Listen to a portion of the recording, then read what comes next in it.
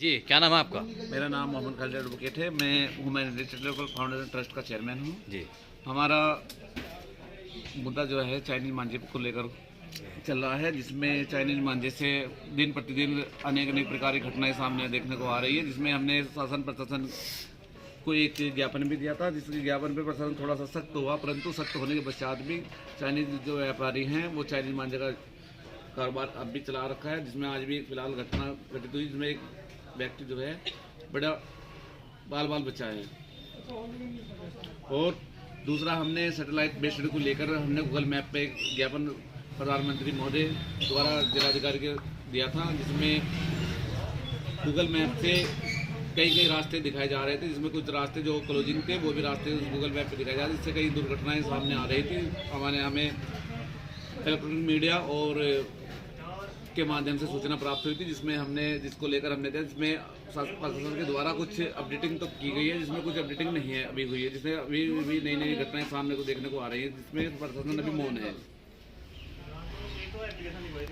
और एक अभी हमारा हाल फिलहाल का जो मुद्दा है वो किसान निधि योजना को लेकर है, जिसमें गांव के कुछ गरीब लोगों के द्वारा इतना ध्यान नहीं दिया जाता, क्योंकि गांव में कुछ अनपढ़ लोग होते हैं, जिसमें खतौनी में थोड़ा नाम गलत है, जिसमें केवाईसी के लिए डेट रखी गई है, परंतु नाम अपडेट होने में अगर समय लगता है, वो भी सरकार को थोड़ा समय देना चाहिए और केवाईसी अपडेट होनी चाहिए प्रति किसान की। और तीसरी बात हमारी ये है कि आप प्रधानमंत्री आवास योजनाओं का एक धंधा बना लिया यहाँ के कुछ कारोबारियों ने, जिसका ऑनलाइन फार्म किए जा रहे हैं, परंतु अब तक कोई आवास नहीं दिया जा रहा। आवास के नाम पर ठगी की जा रही है जनता से। तो हमारे चैनल के द्वारा क्या संदेश देना चाहते हैं? हम आपके चैनल के माध्यम से प्रशासन को जागरूक करना चाहते हैं कि कुछ भूमाफिया जो व्यक्ति हैं, जो इस तरह की घोटाले कर रहे हैं,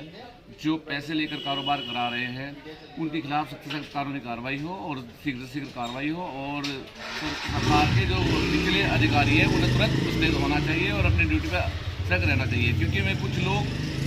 क्षेत्र के अधिकारी होते हैं, वो पैसे लेकर कारोबार करा रहे हैं। देख लो हाल फिलहाल में चाइनीज मांझे को इतना बंद होने के पश्चात चाइनीज मांझा बेचा जा रहा है। हमें ये लगता है कि क्षेत्र के जो कर्मचारी, पुलिस कर्मचारी होते हैं, चौकी प्रभारी होते हैं, उनके द्वारा यही कारोबार कराए जा रहे हैं। हम तो यही सीधा निशाना लगाएंगे, क्योंकि इतना प्रशासन मुस्तैद होने के पश्चात भी कारोबारी अपना चाइनीज मांझा बेच रहा है और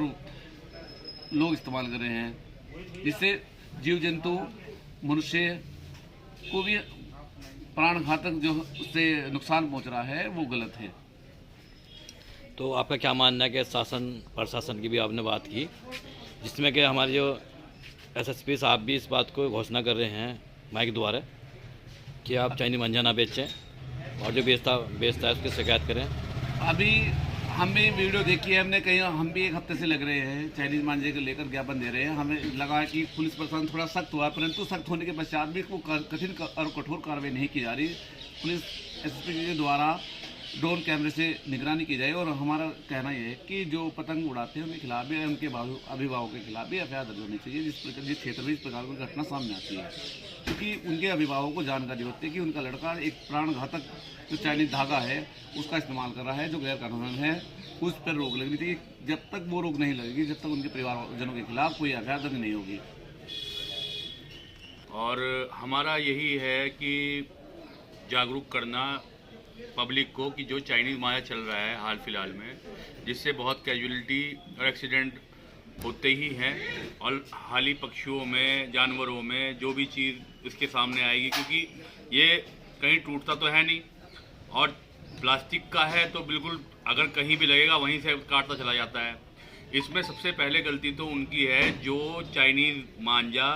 चाइना से यहाँ आया, इंडिया में आया तो कस्टम की ड्यूटी है और आपके गृह मंत्रालय की ड्यूटी है,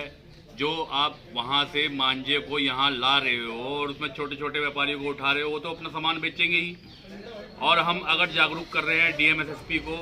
तो वो तो अपने हिसाब से काम कर रहे हैं, लेकिन चाइनीज़ मांझा due to the reason of custom duty, वो चाइनीज़ मांझा हमारे इंडिया में, पूरे इंडिया में फैला हुआ है, जो कि किसी तरह से भी प्रतिबंधित हो ही नहीं रहा है। अगर आप चाइनीज़ मांझे को प्रतिबंधित करते हैं तो जाके ये कैजुअलिटीज़, एक्सीडेंट तभी बंद हो सकते हैं। तो हमारे ट्रस्ट के द्वारा